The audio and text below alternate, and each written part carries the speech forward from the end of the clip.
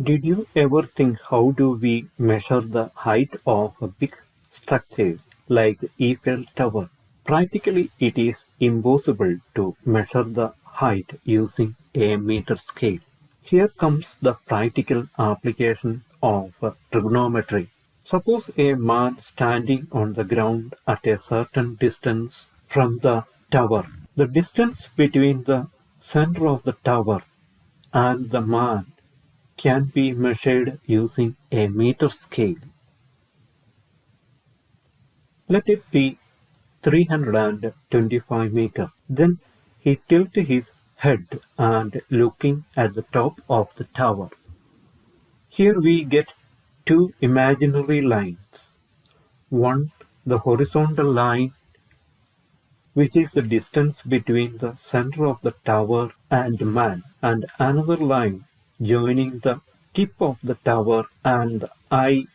We call that the line of sight. We can join these two lines as shown here such that it forms a right-angled triangle.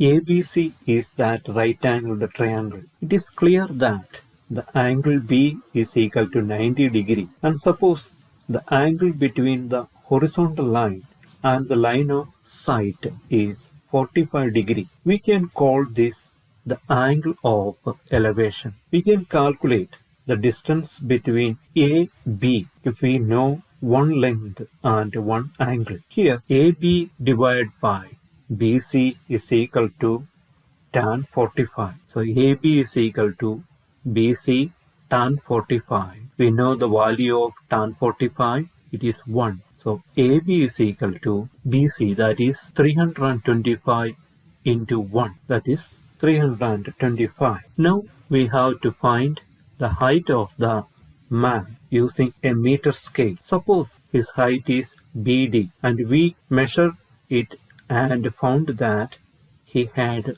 1.75 meter of height. Add that height with the height AB. So the total height AD will be obtained. AD is equal to AB plus BD equal to 325 plus 1.75 is equal to 326.75 meters. That's the height of the Eiffel Tower. Here, finding the angle of elevation is a little tricky. We can use an instrument called a clinometer to find the angle of elevation. It is a protractor with a needle at the middle. Look through the brim of the protractor to a point at the top of the tower as shown here and release the needle.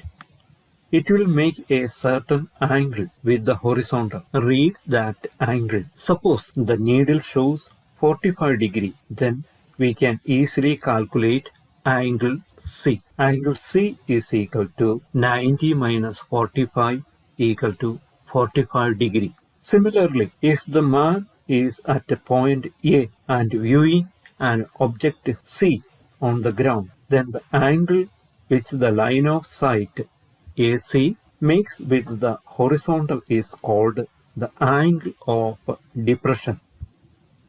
Here, the angle DAC is the angle of depression. The angle of depression is equal to the angle of elevation. We can complete a right-angled triangle here as shown below. The angle of depression can also be found using a clinometer, and if we know the angle of depression and the distance between B and C, then we can find the length AB. Let us do a problem for finding the height of a tower.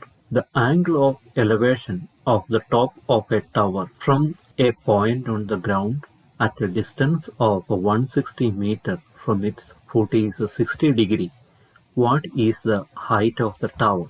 According to this question, we can draw a picture that showing the question. According to this question, we can see that distance of the point from the foot of the tower is 160 meters and the angle of elevation to the top of the tower from the ground is 60 degree. So here the question is, what is the height of the tower? The height of the tower can be represented as AB. So our question is, what is AB? We can see that AB divided by BC is equal to tan 60. AB is equal to BC tan 60. The value of tan 60 is root 3 and BC is equal to 160 meter. So it is equal to 160 into root 3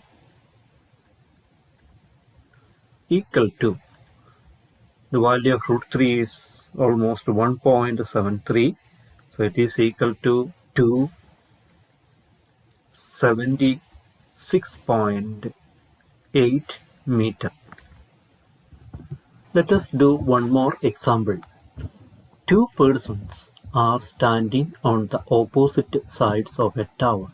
They observe the angles of elevation of the top of the tower to be 30 degree and 45 degree respectively. If the height of the tower is 50 meter, what is the distance between them? So here also we can depict this question in the form of a picture. According to this question, the AB be the tower and its height is 50 meter.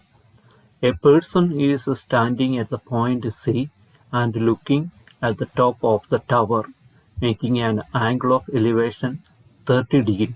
And another person that's standing on the point D, looking at the top of the tower and making an angle of 45 degree here.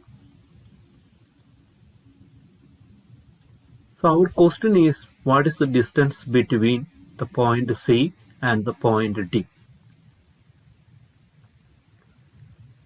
What is CD? So we can use the trigonometrical ratios to find out the distance between C and D. According to this question, so what is CB? We can see that CB divided by AB is equal to cot 30 degree. It's equal to, so therefore we can say that CB is equal to AB cot 30 equal to AB is given here, that is 50 into cot 30 is equal to root 3. So it is equal to 50 into root 3 is equal to 86.5 meter. Now let us find out the BD. So here we can see that BD divided by AB again equal to cot 45